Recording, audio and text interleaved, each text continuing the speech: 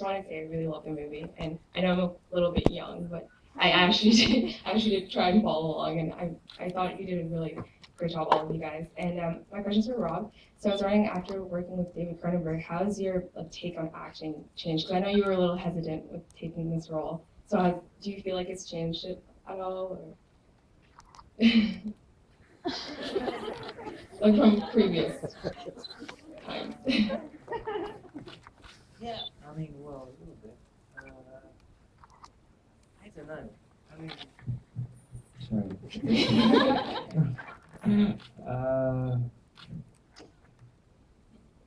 Yeah, it definitely gave me some more confidence because, I can kind of basically doing a movie where if a whole bunch of people who can criticize me for being in the Twilight movies, if like a lot of people who criticize me, in terms of being film enthusiasts, they'd have to criticize their entire appreciation of film to criticize this. They'd have to, for them, anyone who appreciates film is going to like David's movies because, not necessarily like them, but have to appreciate them. And so, I have no argument for me. I like that, and I think it's quite accurate. I'll tell you, a lot of movies are desperate to be loved, and a lot of people in the movies are desperate to be loved, and that's why a lot of actors will not play a role they think is unsympathetic or shows them in an unflattering light. And to me, that's a certain kind of white bread movie making, basically. Confection, it's a consumer item. But if you're making interesting, tough stuff that's challenging, likable isn't everything. In fact, sometimes it's counterproductive. So I'm not afraid to make movies that are not likable, but as long as they're not boring and they're not uninteresting, to me that's a huge amount because most movies are both of those things. Thank you.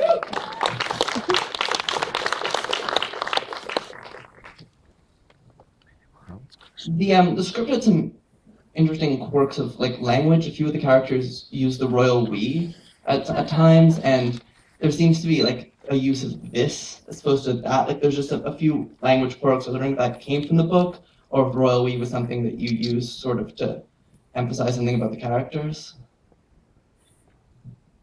Is that a question? Yes. What the royal we was. The question about characters using we in reference to themselves, and some of the language quirks. Oh, yeah. Well, the language is great. This is Dawn's. It's sort of, we talk about Pinter, and we talk about Pinteresque dialogue because Harold Pinter writes language that is the way English people speak, but it's also very stylized, and the commas and the punctuation and the slightly eccentric use of pronouns and stuff is really huge and makes a big difference to what he says and how he writes. And DeLillo is the same. His stylized dialogue is fantastic. And that's one of the reasons that I say the dialogue in the movie follows the book really rigorously and kind of religiously because of that.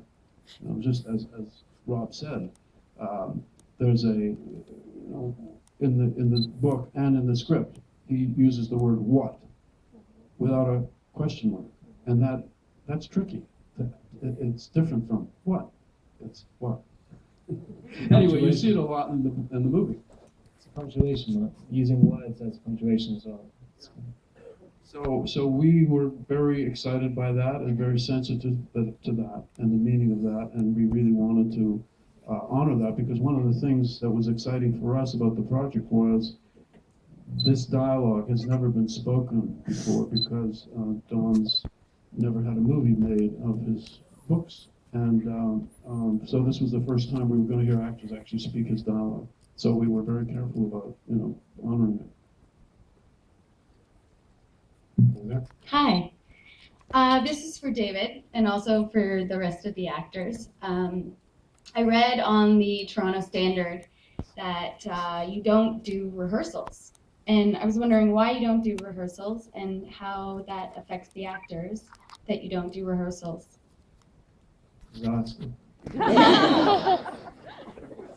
it made Paul really upset. We had a little tussle in Estoril, Portugal over that, you know. And I said, well, I don't want to do rehearsals because I don't want like suggestions from the actors. And it's proved to work really well. One of the best well, I'm not even sure if it's a direction, and it's not answering the question either. But I like when if you ask, oh, you've gone.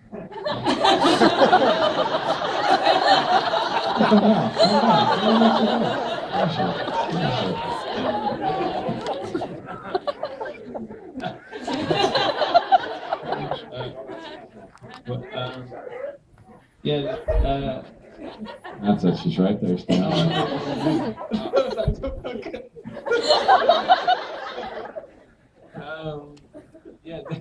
Oh man, I thought I was going to talk about that. There's generally actors kind of say, oh, can I have one more? They're always thinking, oh, I need another one. I'll do it. But, when David's saying, yeah, I've got it, it's done. It's one of the greatest pieces of direction when you ask for one more and he's saying, like, do you think you can do better? I've never experienced another director asking that. And you're like, I don't know, well, I mean, I guess, that sounds awesome. And then so the question after that is like, well, are you questioning my judgment of the scene? And if you can possibly do another take after that, then you will do a better take. It has to happen. There's nothing to do with the question, I'm sorry. I can bring it back. I'll bring it back. David does do an extensive block before you start shooting the scene. So you arrive on set and you work out, you run through the scene. It's basically like a mini rehearsal before the crew comes into light and before the crew watches the scene to figure out the lighting. So it's not as if the cameras are hoisted and you walk onto set and you just start rolling it. There's a lot of thought behind it, even though there's no extensive rehearsal. Yeah, and it's actually better than rehearsing in a way. I mean, the way Paul obviously rehearses has done terrible damage to his work. Clearly. Because it's not, normally you sit around a table and I think that's how it works. It's like in theater, you sit around the table and you read the script to each other and you discuss it and you analyze each other's, I think that's how it works. I've only done it once. And I found it to be totally counterproductive because when we went on the set, everything changed. That goes away. The dynamism, you were in your costumes, you're on location, you're with all the actors, which you rarely have all together, by the way. In this movie, we really couldn't have rehearsed a lot because the actors, literally, Juliette Binoche flew in for 2 days, did her scenes and left. Mathieu Almeric was there for 1 day. So there really was no chance to rehearse. But anyway, I find that just when you're blocking it, you are asking the actor to be involved in the choreography of the scene, the way it moves, the shape of it, and it's at that moment you're there with the actors right on your reels where you're going to shoot it, and that is enough rehearsal for me. And you get enough, but it's not going to. You still don't spoil the spontaneity of it. You can still surprise each other. Maybe somebody could tell me that there are other ways of working, Paul. And no, I agree with everything you just said.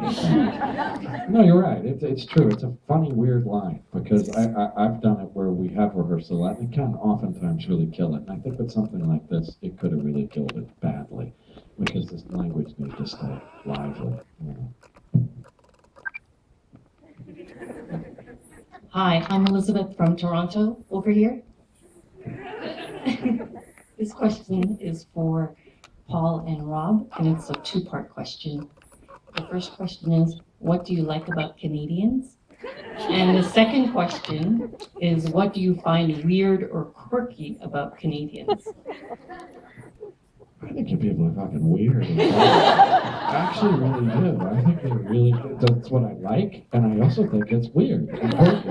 You people are dark, messed up, weird people, actually. No, it's fascinating. It's true. I mean, I've done a couple of Canadian movies, and they're two of the most fucked up dark movies I've done. With really messed up, weird characters, and there's something really dark, and I like that, actually. There's actually something, when you guys drop the whole nice thing that you do really well, you're really dark and weird. And I'm serious. I like that.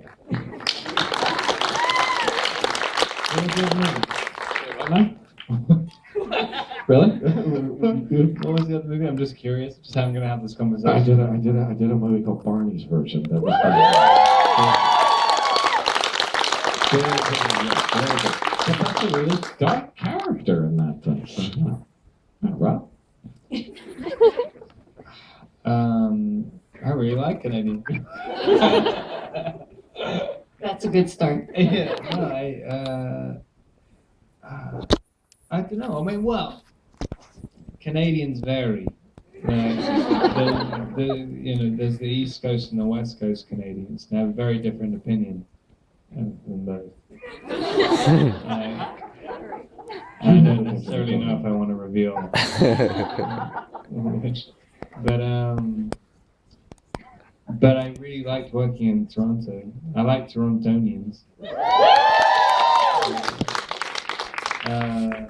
No, it was fun. It's a cool city. I think I like it. Great, thank you. So enough about Canadian narcissism. Question for the actors, and of course kudos to Juliette, who's not here, and Jay, who are brilliant in the film and led by the illustrious David Cronenberg. A question, I don't know, Robert and Paul, that last scene in Up Against the Giant, we touched on Barney's version in the last question, but here's, one of our most brilliant actors, Paul Giamatti, I think we all love. What was that? Here we go, love you too, Robert, but come on, it's all about Paul. But, I think just to have a bit of a conversation about that last scene, which is kind of that ending on that final note and the intensity as the actors and the story and coming together and the challenge. Anyone to take the mic and talk a bit about the story ending and the film on that final note. Maybe one of you guys. Anyone who wasn't killed up to this point, Kevin?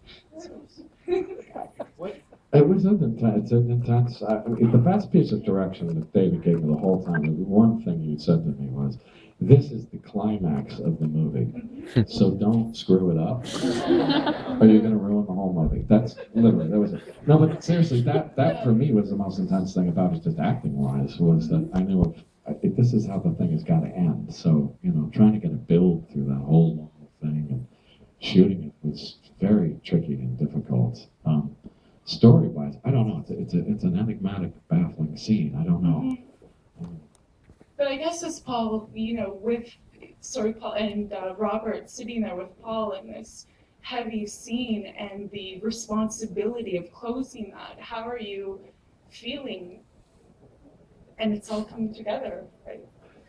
It's intense. It was nerve-wracking, and we feel that as an audience. Yeah. It was hard. It was definitely one of the harder things I've done on film. I mean, but we had a good time. And the fact that we were actually laughing a lot while we were shooting it, Rob and I would crack each other up because fortunately it's kind of crazy and absurd too. But I don't know. It was a very intense thing to do. I've never done anything quite like it. I'm not really helping. No, Robert. I'm sorry. My nerves were not racked.